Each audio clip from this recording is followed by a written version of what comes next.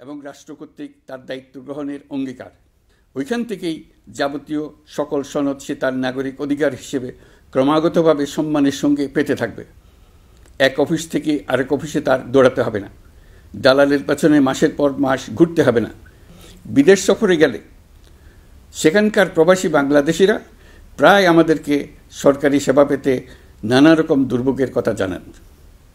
প্রবাসীদের জন্য বিদেশে তাদের নিজ নিজ শহরে আমরা বেসরকারি উদ্যোগে পরিচালিত নাগরিক সেবা কেন্দ্র স্থাপনের উদ্যোগ নিচ্ছি। সেখান থেকে তারা পাসপোর্ট নবায়ন, জাতীয় পরিচয়পত্র ইত্যাদি সংগ্রহ করতে পারবেন।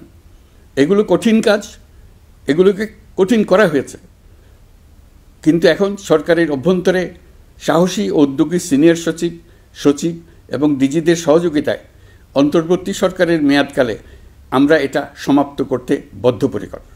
প্রিয় দেশবাসী, আপনারা জানেন ঐতিহাসিক অভ্যুত্থানের পর এই সরকার যখন দায়িত্ব গ্রহণ করে তখন দেশের অর্থনৈতিক অবস্থা ছিল ভয়াবহ। ভয়ঙ্করভাবে যুদ্ধবিধ্বস্ত দেশের অর্থনীতিও এতটা খারাপ থাকে না যতটা খারাপ করে দিয়েছে 16 বছরের লাগামহীন লুটপাটতন্ত্র। আশার বিষয় হচ্ছে শুধু ব্যাংক নয়, প্রত্যেকটি আর্থিক প্রতিষ্ঠান এখন ঘুরে দাঁড়িয়েছে। জনগণের আমানত এখন নিরাপদ। অর্থনীতির অধিকাংশ সূচক ইতিবাচক ধারায় ফিরে এসছে। আমাদের অর্থনীতির ইতিবাচক ধারা বিদেশি বিনিয়োগকারীদেরকেও আকৃষ্ট করছে। বৈদেশিক মুদ্রার রিজার্ভ শূন্যে নেমে যাওয়ার ভয়ে পতিত সরকার বিদেশি ব্যবসায়ীদের আয় নিজ দেশে নিতে দিচ্ছিল না। আমরা সেটা নিরসন করেছি।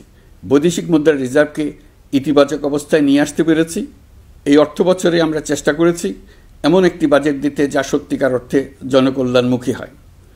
দেশের ইতিহাসে প্রথমবারের মতো একটি বাজেট তার আগের বছরের চেয়ে ছোট হয়েছে।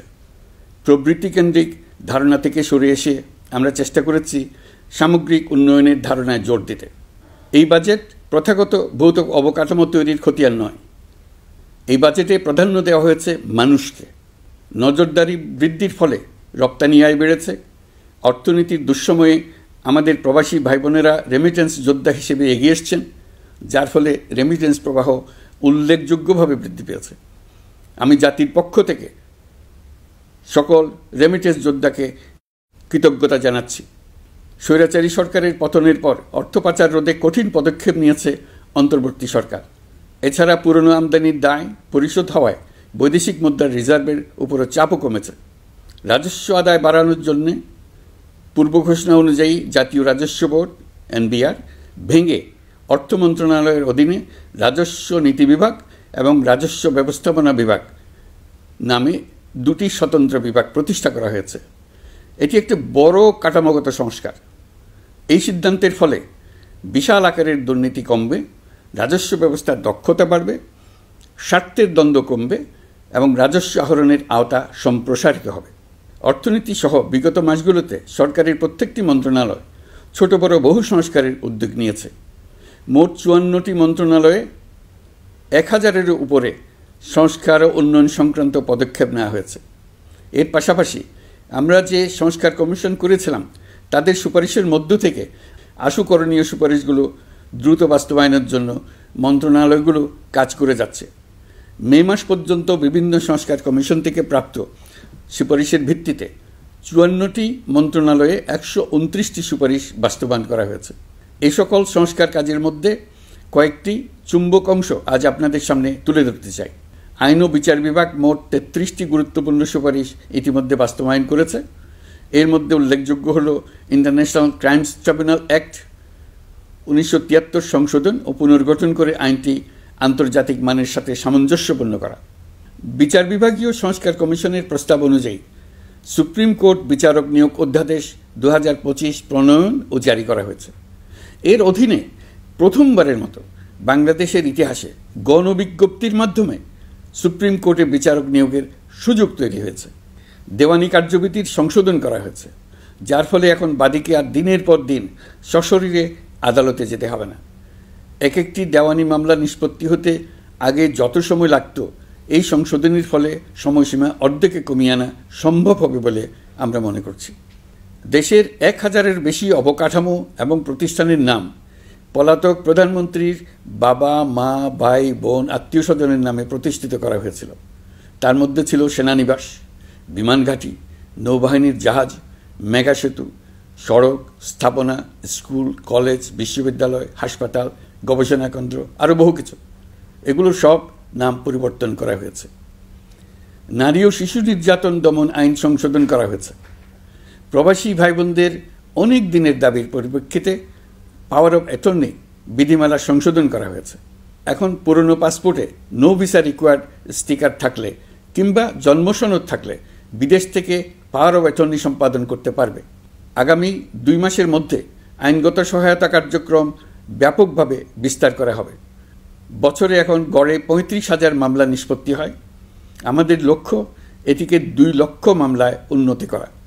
মামলা দায়েরের 48 ঘন্টার মধ্যেই যাদের বিরুদ্ধে মামলার কোনো ভিত্তি নেই তাদের বাদ দেওয়ার ব্যবস্থা করা হচ্ছে। আমরা সর্বোচ্চ চেষ্টা করেছি দেশের মানুষকে লুটপাটতন্ত্র থেকে বের করে আনতে। আপনারা জানেন বিগত 16 বছরে উন্নয়নের নামে মেগা প্রকল্প নিয়ে কী পরিমাণ লুটপাট হয়েছে। মেগা প্রকল্পগুলো যেন হয়ে উঠেছিল মেগা ডাকাতির প্রকল্প। আমরা দায়িত্ব গ্রহণের পরপরই বিভিন্ন উন্নয়ন প্রকল্প পুনরায় মূল্যায়ন করে দেখেছি যে প্রায় সব প্রকল্পেই ভৌতিক ব্যয় ধরা হয়েছে। শুধুমাত্র সড়ক, পরিবহন ও মহাসড়ক বিভাগ, সেতু বিভাগ, রেল মন্ত্রণালয়, বিদ্যুৎ বিভাগ, জ্বালানি ও খনিজ সম্পদ বিভাগ, এই 5টি বিভাগে ব্যয় সংকোচ করা হয়েছে 46,308 কোটি টাকা। এই টাকা দিয়ে জ্বালানি খাতে সমস্ত বকেয়া মিটিয়ে দিয়ে বকেয়ার পরিমাণ শূন্যে নামিয়ে আনা হয়েছে। বৈদেশিক ঋণ পরিশোধ করে সব ধরনের ঋণের ফাঁদ থেকে বেরিয়ে আসা আমাদের অগ্রাধিকার। দেশে বিনিয়োগ বাড়ানো ও নতুন কর্মসংস্থান তৈরিতে আমাদের গুরুত্ব দিতেই হবে। তা না হলে এদেশকে আমরা যে স্থানে নিয়ে যেতে চাই সেখানে নিয়ে যাওয়া সম্ভব হবে না। বিনিয়োগ ও কর্মসংস্থানের ব্যাপারে রাজনৈতিক দল ও জনগণ আমাদের সর্বাত্মক সমর্থন করছেন। সকলের মধ্যে ব্যাপক আগ্রহ, কৌতূহল আমাদের অনুপ্রেরণা যোগাচ্ছে। সংশ্লিষ্টদের সঙ্গে আলোচনা করে বিনিয়োগ পরিবেশ উন্নত করতে 30টি মূল সংস্কার কাজকে অগ্রাধিকার দেওয়া হয়েছে এবং ইতিমধ্যে 18টি সুপারিশ বাস্তবায়ন করা হয়েছে। বিনিয়োগ বান্ধব পরিবেশ গড়ে তুলতে এবং দেশি বিদেশি শিল্প প্রতিষ্ঠানের মধ্যে সংযোগ সৃষ্টি করতে আমরা সর্বোচ্চ চেষ্টা করে যাচ্ছি। গত অক্টোবর হতে মার্চ পর্যন্ত নেট বিদেশি বিনিয়োগ এসছে মোট 756 মিলিয়ন মার্কিন ডলার, অর্থাৎ প্রায় 9,247 কোটি টাকা। বাংলাদেশ ইনভেস্টমেন্ট সামিট 2025-এ নির্দিষ্ট খাতভিত্তিক সেশনের মাধ্যমে ব্যবসায়ী চেম্বার, ব্যাংক ও বেসরকারি খাতের অন্যান্য অংশীদারদের মধ্যে আলোচনা হয়েছে। ইনভেস্টমেন্ট সামিটে বিদেশি বিনিয়োগকারীরা ও রাজনৈতিক দলগুলোর মধ্যেও আলোচনার জন্য আলাদা ব্যবস্থা রাখা হয়েছিল, যাতে করে পরবর্তীতে যে দলই ক্ষমতায় আসুক না কেন তারা যেন বিনিয়োগ বান্ধব বাংলাদেশ গড়তে নিজেদের প্রতিশ্রুতির কথা জানাতে পারেন। সম্প্রতি চীনের বাণিজ্যমন্ত্রী চীনের 100টি কোম্পানির প্রায় 150 বিনিয়োগকারী ও ব্যবসায়ী নিয়ে বাংলাদেশে এসছেন। আমরা আশা করছি খুব দ্রুতই বড় আকারের বিদেশি বিনিয়োগ দেখতে পাব। সম্প্রতি আমি চীন, কাতার, জাপান সহ কয়েকটি দেশ সফর করেছি। এসব সফরেও বিভিন্ন বৈঠকে বাংলাদেশের অর্থনৈতিক সম্ভাবনা অগ্রগতির কথা তুলে ধরেছি। দ্বিপাক্ষিক বাণিজ্য বিনিয়োগের বিষয়ে ফলপ্রসূ আলোচনা হয়েছে। আরও বেশি সংখ্যক বাংলাদেশি যাতে বিদেশে কর্মসংস্থানের সুযোগ পায় সে চেষ্টা করেছে। বাংলাদেশে কাতারি বিনিয়োগকারীদের জন্য একটি বিশেষ অর্থনৈতিক অঞ্চল গড়ে তোলার বিষয়ে আমাদের মধ্যে আলোচনা হয়েছে। বাংলাদেশের লাখো লাখো ছেলেমেয়েরা মাদ্রাসায় পড়াশোনা করে, তাদের জন্য প্রযুক্তি শিক্ষা ও বিদেশি ভাষা শিক্ষা চালু করতে আমরা কাতার চ্যারিটির সাহায্য চেয়েছি। গত মাসে আমি জাপান সফরে গিয়েছিলাম। এই সফরে জাপানের প্রধানমন্ত্রী বাংলাদেশকে বাজেট সহায়তা ও রেলপথ উন্নয়নের জন্য $1 বিলিয়ন মার্কিন ডলারের ঋণ ঘোষণা করেছেন। দ্বিপাক্ষিক 3টি চুক্তিপত্র বিনিময় হয়েছে। এই সফরে দুই দেশের মধ্যে অর্থনৈতিক বিনিয়োগ ও অন্যান্য সহযোগিতার ক্ষেত্রে 6টি সমঝোতা স্মারক অর্থাৎ MOU স্বাক্ষর হয়েছে। বাংলাদেশের কর্মশক্তির দক্ষতা বৃদ্ধি এবং জাপানে তাদের কর্মসংস্থান সহজতর করার লক্ষ্যে জাপানের সঙ্গে আমরা 2টি সমঝোতা স্মারকে স্বাক্ষর করেছি। জাপানের শ্রমিক সংকট রয়েছে। আমরা আগামী 5 বছরে জাপানে 1 লক্ষ কর্মী পাঠানোর চুক্তি সই করেছি। এর চাইতে আরও বেশি শ্রমিক ক্রমাগতভাবে পাঠানোর আয়োজন করে এসছে। প্রিয় দেশবাসী, 1971 সালে বাংলাদেশ স্বাধীন হওয়ার পর অর্থনৈতিকভাবে আমাদের যে উন্নতির শিখরে থাকার কথা ছিল, বিশ্বের কাছে মাথা উঁচু করে দাঁড়াবার কথা ছিল, সেই উচ্চতায় আমরা পৌঁছতে পারিনি। আমরা চাই বাংলাদেশ দক্ষিণ এশিয়ার অর্থনৈতিক প্রাণকেন্দ্র হিসেবে প্রতিষ্ঠিত হোক। এই কারণে বিনিয়োগ পরিষেবার উন্নয়নের পাশাপাশি বন্দরের সক্ষমতা বাড়াতে উদ্যোগ নিয়েছি। এটা করা সম্ভব না হলে দেশের কোটি কোটি মানুষের বেকারত্ব ঘুচবে না, অর্থনৈতিক সংকট রয়েই যাবে। চট্টগ্রাম বন্দর নিয়ে অনেকের মধ্যে কৌতূহল তৈরি হয়েছে। মাঝে মাঝে এমন কথাও শুনেছি যে এই বন্দর বিদেশিদেরকে নাকি দিয়ে দেওয়া হচ্ছে। আমি আগেও জানিয়েছি, চট্টগ্রাম বন্দর হলো বাংলাদেশের অর্থনীতির হৃৎপিণ্ড। বর্তমানে এই হৃৎপিণ্ড অতি দুর্বল। এখন যে অবস্থায় আছে সেই অবস্থায় তাকে রেখে দিলে আমাদের অর্থনীতিকে সামনে এগিয়ে নিয়ে যাওয়া সম্ভব হবে না। এই হৃৎপিণ্ডকে বড় করতে হবে, মজবুত করতে হবে, সুঠাম করতে হবে। তা করতে হলে বহু উদ্যোগ গ্রহণ করতে হবে, অভিজ্ঞদের সাহায্য লাগবে। আমরা যাদের সঙ্গে যোগাযোগ করেছি তারা বন্দর ব্যবস্থাপনায় বিশ্বের সেরা, সবচেয়ে অভিজ্ঞ। তারা ইউরোপ, কানাডা, অস্ট্রেলিয়া, চীন, দক্ষিণ কোরিয়া, ভারত, পাকিস্তান, তুরস্ক, মধ্যপ্রাচ্য ও আফ্রিকা সহ বিশ্বজুড়ে বন্দর পরিচালনা করে। তাদের কাজ বন্দর ব্যবস্থাপনা। আমাদের লক্ষ্য হলো বন্দর ব্যবস্থাপনার কাজ যত তাড়াতাড়ি সম্ভব তাদের কাছ থেকে শিখে নেওয়া। আমি গ্যারান্টি দিয়ে বলতে পারি, যদি 31 সালের মধ্যে আমরা বন্দরের কাজ শিখে ফেলি, এর পরবর্তী 5 বছরে অর্থাৎ 36 সালের মধ্যে পৃথিবীর যত দেশে যত বন্দর এই কোম্পানিগুলো চালায় তাদের বহু বন্দর এই বাংলাদেশিরাই পরিচালনা করবে। আপনারা যে বন্দরেই পা দেবেন দেখবেন সেখানে বাংলাদেশিরা আছেন। বহু লোকের কর্মসংস্থান হবে, বহু লোকের উপরে ওঠার সুযোগ হবে। তাদের নিজেদের প্রয়োজনেই তারা আমাদের চাকরি দেবে। আগে যে কোনো জাহাজে চড়লে দেখতাম জাহাজের নাবিক চট্টগ্রামের কিংবা সিলেটের। বন্দরের কাজ একবার শিখে নিতে পারলে ভবিষ্যতে আমরা যে বন্দরে যাব না কেন দেখব সেখানে চট্টগ্রাম, নোয়াখালী, সিলেট আর বরিশালের লোক, বাংলাদেশের লোক। আমাদের বন্দর যদি আধুনিক হয় তা শুধু বাংলাদেশের অর্থনীতিতেই ভূমিকা রাখবে না, বরং আমরা নেপাল, ভুটান সহ পার্শ্ববর্তী সকল দেশের অর্থনীতিতে ইতিবাচক ভূমিকা রাখতে সক্ষম হব। এই বন্দরই হবে অঞ্চলের অর্থনীতির সমৃদ্ধির চাবিকাঠি। কুমিরা থেকে টেকনাফ পর্যন্ত নানা বন্দরের কর্মচাঞ্চল্যে সমগ্র উপকূল অঞ্চল দক্ষিণ এশিয়ার একটি গুরুত্বপূর্ণ অর্থনৈতিক প্রাণকেন্দ্র হিসেবে প্রতিষ্ঠিত হবে। এই পুরো অঞ্চলে অনেকগুলো শিল্পাঞ্চল গড়ে উঠবে শুধু সমুদ্রের সান্নিধ্য এবং তার ব্যবহারের দক্ষতার কারণে। তার সঙ্গে গড়ে উঠবে আরেকটি নতুন শিল্প, আধুনিক পদ্ধতিতে সমুদ্রে মাছ পালন, আহরণ ও প্রক্রিয়াজাতকরণের শিল্প। এটি আরেকটি নতুন জগৎ সৃষ্টি করবে। এই ব্যাপারে আমরা আমাদের বন্ধু দেশগুলোর সঙ্গে আলোচনা শুরু করেছি এবং তারা উৎসাহ সহকারে সাড়া দিয়েছেন। বন্দর ব্যবস্থাপনার জন্য আমরা যাদেরকে আনছি তারা পৃথিবীর যেসব দেশে কাজ করে সেসব কোনো দেশেরই সার্বভৌমত্ব, জাতীয় নিরাপত্তা হুমকির মুখে পড়েনি। আমি দেশবাসীর প্রতি আহ্বান জানাই, আপনারা নিজেদেরকে ভিত্তিহীন বিরোধিতা এবং অপপ্রচারের শিকার হতে দেবেন না। অন্তর্বর্তীকালীন সরকারের বন্দর ব্যবস্থাপনার উদ্যোগে আপনাদের দৃঢ় সমর্থন অব্যাহত রাখুন।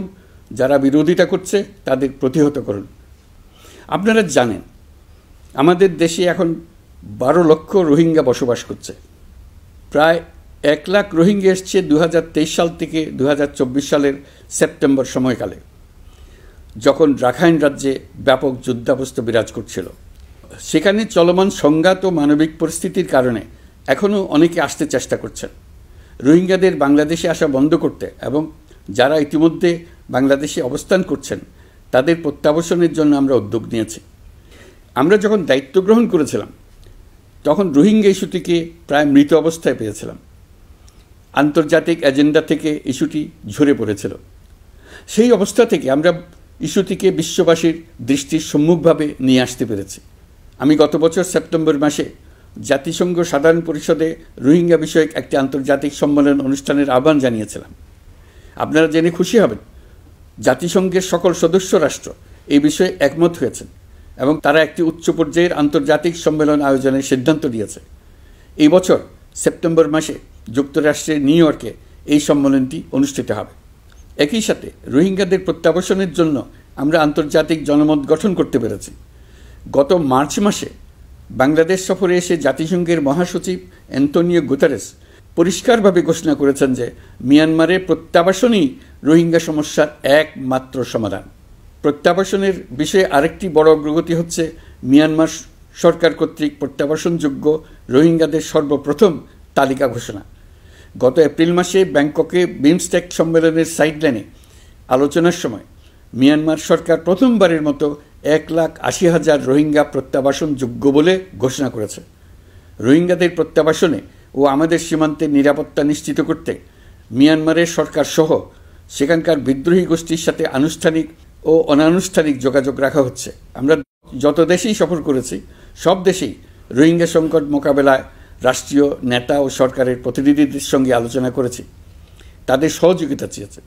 তারা ইতিবাচকভাবে আমাদের আহ্বানে সাড়া দিয়েছেন। জাতিসংঘের মহাসচিব গত মার্চ মাসে ঢাকা সফরকালে রাখাইন রাজ্যে মানবিক বিপর্যয়ের মোকাবেলার জন্য একটি ত্রাণ চ্যানেলের প্রস্তাব করেছিলেন। তিনি বলেছিলেন এই প্রস্তাবটি রোহিঙ্গাদের প্রত্যাবাসনে সহায়ক হবে। বিষয়টি প্রস্তাব পর্যায়ে রয়ে গেছে। আমরা লক্ষ্য করেছি রাখাইনের জন্য বাংলাদেশ করিডোর দিয়ে দিয়েছে বলে একটা অপপ্রচার চালানো হচ্ছে। আমি সুস্পষ্টভাবে বলছি, এটা সর্বৈব মিথ্যা। এটা চিলে কান নিয়ে যাওয়ার গল্প। যারা অসত্য কল্পকাহিনী বানিয়ে বাংলাদেশের মানুষকে ক্রমাগত বিভ্রান্ত করে অশান্তি সৃষ্টিতে নিয়োজিত, এটা তাদেরই শিল্পকর্ম। আপনারা এ বিষয়ে হুঁশিয়ার থাকবেন, কোনোভাবেই বিভ্রান্ত হবেন না। এসব অপপ্রচার সত্ত্বেও আমরা লক্ষ্যচ্যুত হব না। এই জটিল সমস্যাটি সমাধানে আমাদের কাজ চালিয়ে যাব। প্রিয় দেশবাসী, আগামী মাসে জুলাই গণ অভ্যুত্থানের বছর পূর্ণ হবে। যাদের আত্মত্যাগের কারণে এই অভ্যুত্থান সম্ভব হলো, আমরা তাদেরকে এবং তাদের পরিবারকে প্রতি মুহূর্তে আমাদের দৃষ্টিতে রেখেছি। তাদের জন্য নানা কর্মসূচি আমরা বাস্তবায়ন করে চলেছি। এখন পর্যন্ত 834টি শহীদ পরিবারের মধ্যে 630টি শহীদ পরিবারকে 10 লক্ষ টাকা করে 63 কোটি টাকার সঞ্চয়পত্রের জন্য ব্যাংক চেক দেওয়া হয়েছে।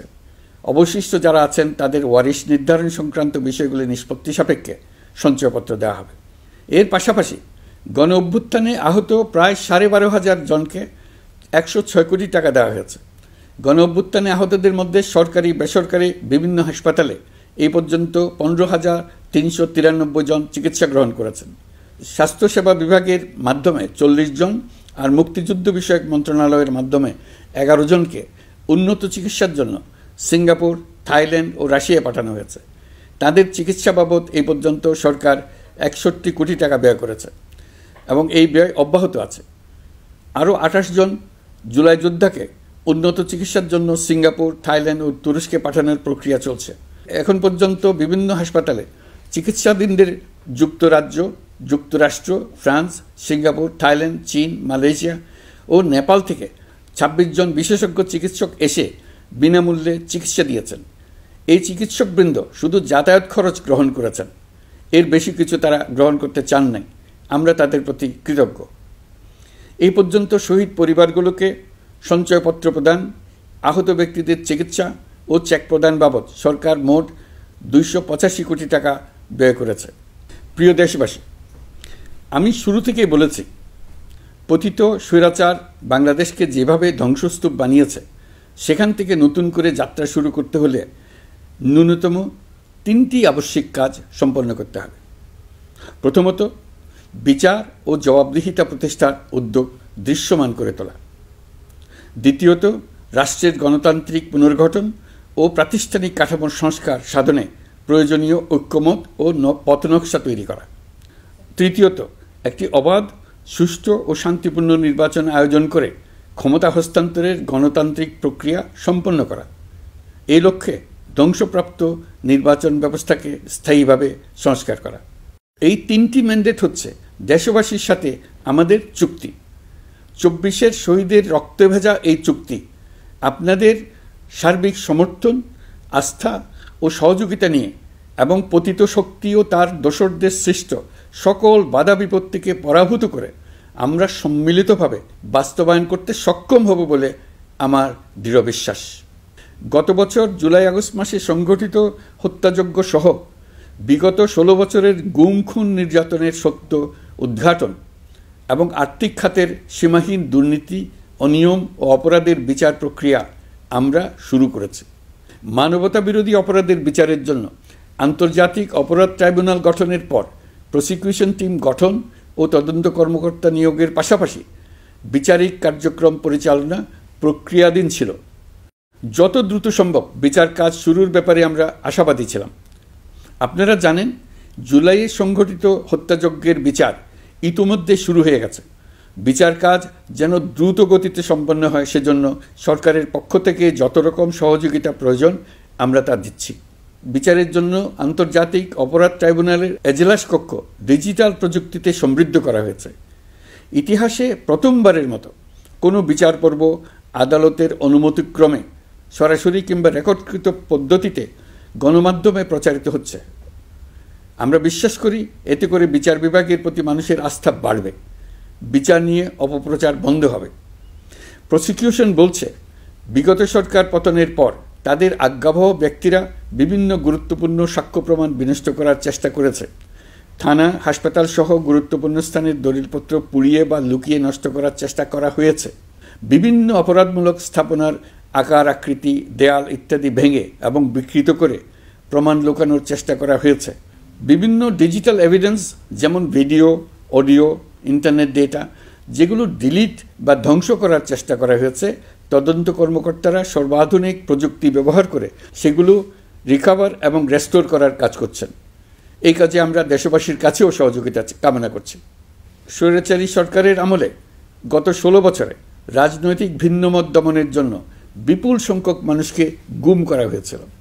এই মানুষগুলোকে এমন সব বন্দিশালায় আটকে রাখা হয়েছিল যাদের কোনোটির আয়তন ছিল মাত্র 3 ফিট বাই 3 ফিট। গুমের ঘটনা তদন্ত ও এই ভয়াবহ অপরাধের সঙ্গে যারা জড়িত তাদের বিচারের জন্য একটি স্বাধীন গুম সংক্রান্ত কমিশন নিরলসভাবে কাজ করে যাচ্ছে। তারা গুমের এমন রোমহর্ষক ঘটনা আবিষ্কার করেছে যা নিষ্ঠুরতার চূড়ান্ত সীমা ছাড়িয়ে গেছে। মানুষকে পেট কেটে সিমেন্টের বস্তা ঢুকিয়ে নদীতে ডুবিয়ে দেওয়া হতো, ইঞ্জেকশন দিয়ে অজ্ঞান করে জ্বলন্ত ইটভাটায় নিক্ষেপ করা হতো, ট্রেন ও গাড়ির নিচে ছুঁড়ে ফেলা হতো। কমিশন এখন পর্যন্ত 2টি অন্তর্বর্তীকালীন প্রতিবেদন জমা দিয়েছে। তারা এখনও প্রতিনিয়ত নতুন অভিযোগ পাচ্ছে। ইতিমধ্যে গুমের তদন্ত কার্যক্রমের জন্য ঢাকা শহরে 3টি, চাঁপাইনবাবগঞ্জ ও বগুড়া জেলায় 3টি গুমের কেন্দ্র পরিদর্শন ও সাক্ষ্য গ্রহণ করা হয়েছে। তদন্ত কাজে মানুষের সম্পৃক্ততা বাড়াতে বিশ্ববিদ্যালয়, মাদ্রাসা পর্যায়ে গণশুনানি গ্রহণ করা হয়েছে। মোট 8 শতাধিক শিক্ষার্থী, শিক্ষক, সাধারণ মানুষ গণশুনানিতে অংশ নিয়েছেন। গুম সংক্রান্ত বেশ কিছু অভিযোগ ইতিমধ্যে আন্তর্জাতিক অপরাধ ট্রাইব্যুনালের তদন্ত সংস্থার কাছে জমা হয়েছে। এছাড়াও এই সংক্রান্ত একটা আইন প্রণয়নের কাজ প্রায় শেষ পর্যায়ে আছে। অল্প কিছুদিনের মধ্যেই এটি চূড়ান্ত হবে বলে আশা করছি। গত 16 বছর ধরে এদেশের প্রতিটি স্তরে অপরাধ, অনিয়ম, দুর্নীতির ভাইরাস ছড়িয়ে পড়েছিল। এই রোগাক্রান্ত রাষ্ট্র ব্যবস্থাকে রোগমুক্ত করে জনগণের কল্যাণমুখী করতে হলে আমাদের রাজনৈতিক দলগুলোর সক্রিয় অংশগ্রহণ জরুরি। আমরা দায়িত্ব নেবার পর থেকেই রাজনৈতিক দলগুলোর সাথে নিয়মিত যোগাযোগ রেখেছি। বিভিন্ন ইস্যুতে রাজনৈতিক নেতাদের সঙ্গে আলাদা এবং একত্রিতভাবে বৈঠক করেছি। সর্বশেষ গত মাসের শেষ সপ্তাহেও বিভিন্ন রাজনৈতিক দলের নেতৃবৃন্দের সঙ্গে আমি বৈঠক করেছি এবং চলতি সপ্তাহে জাতীয় ঐক্যমত কমিশনের 2য় পর্বের আলোচনা শুরু করেছি। সরকার পরিচালনায় তারা তাদের গুরুত্বপূর্ণ মতামত তুলে ধরেছেন। রাজনৈতিক দলগুলো শুরু থেকে আমাদের সাথে সহযোগিতা করে আসছেন এবং সবসময় তারা সহযোগিতা অব্যাহত রাখার প্রতিশ্রুতি দিয়েছেন। প্রিয় দেশবাসী, আপনাদের নিশ্চয় মনে আছে জুলাই গণঅভ্যুত্থানে নেতৃত্ব অংশ নেওয়া শিক্ষার্থীরা একটি জুলাই ঘোষণাপত্র দেওয়ার কথা জানিয়েছিল। তারা আমাকেও সেখানে আমন্ত্রণ জানায়। আমি বলেছিলাম দেশের সকল রাজনৈতিক ব্যক্তিবর্গ, নাগরিক সমাজের প্রতিনিধি সহ অন্যদের সঙ্গে নিয়ে সকলে মিলে এই ঘোষণাপত্র দেওয়া ভালো হবে। এর পাশাপাশি আগামী জুলাই মাসেই সকল রাজনৈতিক দলের ঐকমত্যের ভিত্তিতে একটি জুলাই সনদ প্রস্তুত করে আমরা জাতির সামনে উপস্থাপন করতে পারব বলে আশা করছি। এই জুলাই সনদ হলো একটি প্রতিশ্রুতি, একটি জনকল্যাণমুখী রাষ্ট্র নির্মাণের জন্য সংস্কার কমিশন যে প্রস্তাবগুলো দিয়েছে সেগুলোর মধ্য থেকে রাজনৈতিক দলগুলো যে কয়টিতে একমত হয়েছে তার তালিকা থাকবে এই সনদে। জুলাই সনদে স্বাক্ষর করে তারা জাতির কাছে সেগুলো বাস্তবায়নের অঙ্গীকার করবে। জুলাই সনদ অনুযায়ী আশু করণীয় সংস্কার কাজগুলো আমরা বাস্তবায়ন করতে প্রতিজ্ঞাবদ্ধ। বাকি অংশের বেশ কিছু কাজও আমরা শুরু করে যেতে চাই। আশা করি অবশিষ্ট অংশ পরবর্তীতে নির্বাচিত সরকারের মাধ্যমে বাস্তবায়ন অব্যাহত থাকবে। প্রাতিষ্ঠানিক সংস্কারের দৃঢ় প্রতিশ্রুতি বাস্তবায়নে আমাদেরকে দৃঢ়ভাবে এবং ঐক্যবদ্ধভাবে এগিয়ে যেতে হবে। এর কোনো বিকল্প নেই। এর বাস্তবায়নের মাধ্যমে পুরো বিশ্বের কাছে দেশের নতুন ঐক্যবদ্ধ ভাবমূর্তি তুলে ধরা যাবে। বিশ্বব্যাপী সবার কাছে জাতি হিসেবে বাংলাদেশের শক্তি সম্পর্কে স্পষ্ট ধারণা তৈরি হবে। ঐকমত্য কমিশন গঠন করা আমাদের একটি দুঃসাহসিক উদ্যোগ ছিল। অন্য কোনো দেশে এমন কোনো নজির নেই। এর মাধ্যমে আমরা জাতি হিসেবে রাজনৈতিক গভীরতার সন্ধান পেয়েছি। রাজনৈতিক ঐক্যে পৌঁছার জন্য ঐকমত্য কমিশনের সঙ্গে সকল দলের দলগত প্রস্তুতি, ঘণ্টার পর ঘণ্টা কমিশনের সঙ্গে ঐকান্তিক আলোচনা, জাতীয় লাইভ টেলিভিশনের সামনে সকল দলের ঐকমত্যে পৌঁছার একান্ত প্রয়াস আমাদের রাজনৈতিক ইতিহাসে স্মরণীয় হয়ে থাকবে। এই কমিশনের চেয়ারম্যান হিসেবে আমি সকল রাজনৈতিক দলের কাছে তাদের সীমাহীন ধৈর্য এবং কমিশনের প্রতি তাদের সহযোগিতা এবং সৌজন্য প্রকাশের জন্য জাতির পক্ষ থেকে ধন্যবাদ জানাচ্ছি। আশা করি আমাদের অসমাপ্ত কাজ সমাপ্ত করে শিগগিরই পূর্ণাঙ্গ জুলাই সনদ তৈরি করে জাতির জন্য একটা নতুন পথ নির্দেশনা রেখে যেতে পারব। এই কমিশনের অভিজ্ঞতার মাধ্যমে দেশের যে নতুন রাজনৈতিক সংস্কৃতি গড়ে ওঠার সম্ভাবনা দেখা দিয়েছে, আগামী নির্বাচনের মাধ্যমে যদি সেটা বিকাশমানভাবে স্থায়ী রূপ দিতে পারে, তাহলে আমরা ভবিষ্যতের সকল রাজনৈতিক সংকট মোকাবেলা করতে সক্ষম হব।